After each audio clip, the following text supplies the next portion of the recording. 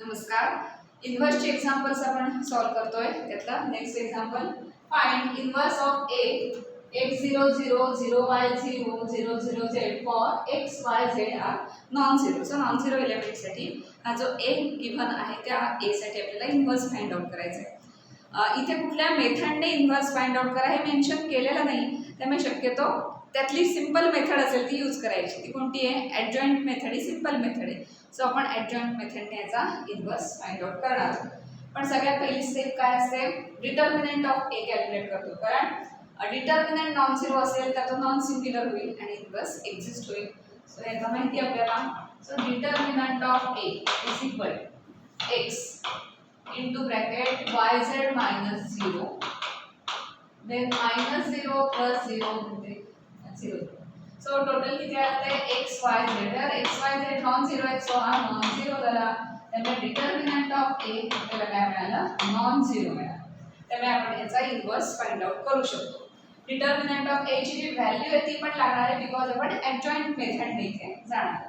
So ॲडजॉइंट मेथडने काढण्यासाठी आपण काय करतो? आधी सगळे a11 a12 त्या पोझिशनचे मायनॉर्स आपण तिथे फाइंड आउट करतो. त्याला आपण डायरेक्ट को फॅक्टर म्हणणार आहोत, कारण जी काही साईन आहे ती पण आपण तिथेच लगेच देणार आहोत. आपल्याला माहिती की सफिक्सचा यूज करून आपल्याला साईन काय आहे तिथे ठरवता येते. सो आपण आधी को फॅक्टर्स काढून घेऊया. को फॅक्टर्स आपण काय नोटेशन दिलंय? Capital E. So a11 means कुठल्या या स्मॉल a11 पोझिशनचा को फॅक्टर. That is किती येणार ते? yz minus 0. yz minus 0 म्हणजे yz आणि साइन काय येणार आहे? साइन प्लसच राहणार, बिकॉज a11 पोझिशन आहे ना. साधारण लक्षात ठेवण्यासाठी बघा कशा साइन्स आहेत. Plus minus plus minus plus minus मग पुन्हा प्लस मायनस प्लस अशा ते अल्टरनेट साइन आहे. त्यामुळे तसं लक्षात ठेवा. किंवा म्हटलं तसं की हा जो सफिक्स आहे या सफिक्सची ॲडिशन करायची 1 + 1 2. सो -1 रेस टू इव्हन आलं की साइन अनचेंज राहणार आणि -1 रेस टू ऑड आलं की साइन चेंज होणार. सो हे साइन अनचेंज राहिली. देन a12 पोझिशनचं a12 पोझिशन ही पोझिशन किती येणार आहे? 0 -0. सो 0 काय साइन जरी मायनस असेल तरी 0 झालंय. त्यामुळे काय तिथे a13 पोझिशन 0 सॉरी ह्या 0 आहे, पण इथे काय आलं? 0 -0. त्यामुळे साइन सगळे इथे बघायला नको आपल्याला. 0 झालाय number. Then a21 position. a21 position मध्ये दिस एलिमेंट मध्ये काय येणार आहे?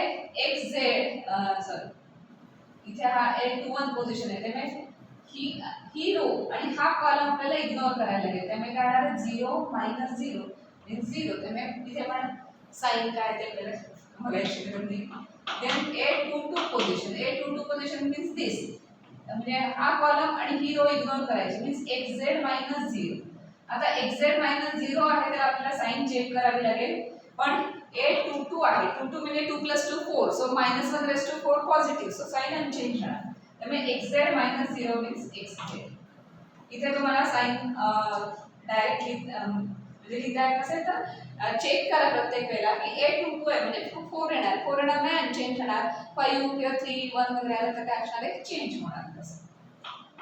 a23 position. 23 पोझिशन मीन्स दिस पोझिशन. ही पोझिशन असेल तर ही रो अँड कम्प्लीटली हा कॉलम इग्नोर करायचा. म्हणजे काय येणार आहे? 0 -0 0. तर 23 पोझिशनला पण एलिमेंट 0 आहे. Then a31 position.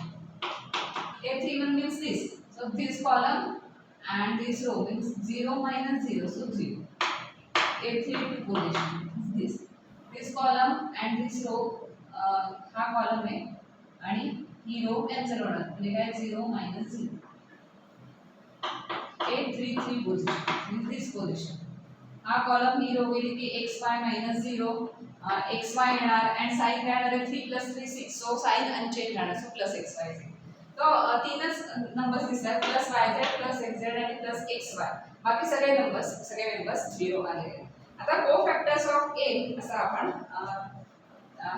मॅट्रिक्स तयार करणार. देअरफॉर को फॅक्टर्स ऑफ a हा जो मॅट्रिक्स आहे तो कसा फॉर्म होतो? त्या पोझिशनचे एलिमेंट त्याच पोझिशनचे आहेत. ते a11 चे एलिमेंट इथे लिहिलं yz. देन a12 चं 0 0. देन a21 चा 0 आहे, a22 चा xz आहे आणि 0 आणि 0 0 x. हा झाला कोफॅक्टर्स ऑफ a. आता त्याच्या पुढे जाऊन आपण ऍडजॉइंट ऑफ a त्याचा फाइंड आउट करणार. ऍडजॉइंट ऑफ a सिंपल आहे, फक्त काय करायला लागतं, हा जो मॅट्रिक्स आहे त्याचा ट्रान्सपोज घेतला की ऍडजॉइंट मिळतो. सो ट्रान्सपोज घ्यायचा म्हणजे ही रो आहे ती याचा कॉलम घ्यायची, तेच येणार आहे तिथे.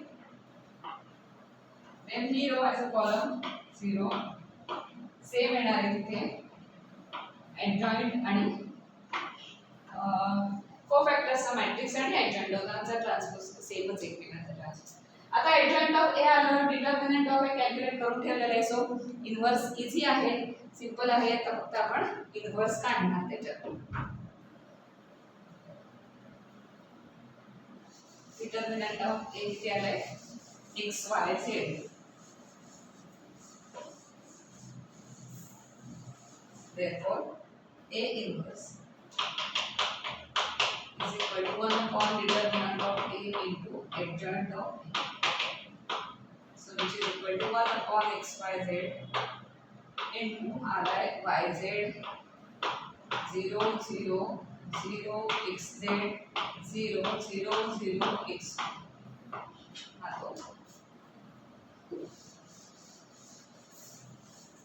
आता असंच ठेवलं तरी चालेल. दिस इज युअर ए इन्व्हर्स हे आन्सर म्हणून तुम्ही ठेवलं तरी चालेल की ते इझी आहे, कारण 1 अपॉन एक्स वाय झेड. आता मॅट्रिक्सची काय प्रॉपर्टी असते, जर एखादा नंबर बाहेर असेल तर तो सगळ्या नंबरना आतमध्ये जाऊन मल्टिप्लाय करता येतो.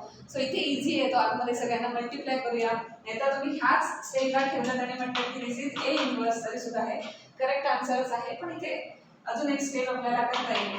करूया. therefore a inverse is equal to x y z ने आत मल्टिप्लाय केलं की y z कॅन्सल होऊन इथे राहणार 1 upon x. इथे 0 आहे 0 आहे, त्यामुळे काही मल्टिप्लिकेशनचा काही फरक पडणार नाही. देन 0 x z कॅन्सल होऊन इथे राहील 1 upon y. 0 0 0 x y cancel होतील 1 upon z. So therefore a inverse is equal to 1 upon x 0 0 0 1 upon y 0 0 0 1 upon z. असा हा इन्व्हर्स आपण ऍडजॉइंट मेथड इथे फाइंड आउट केलेला.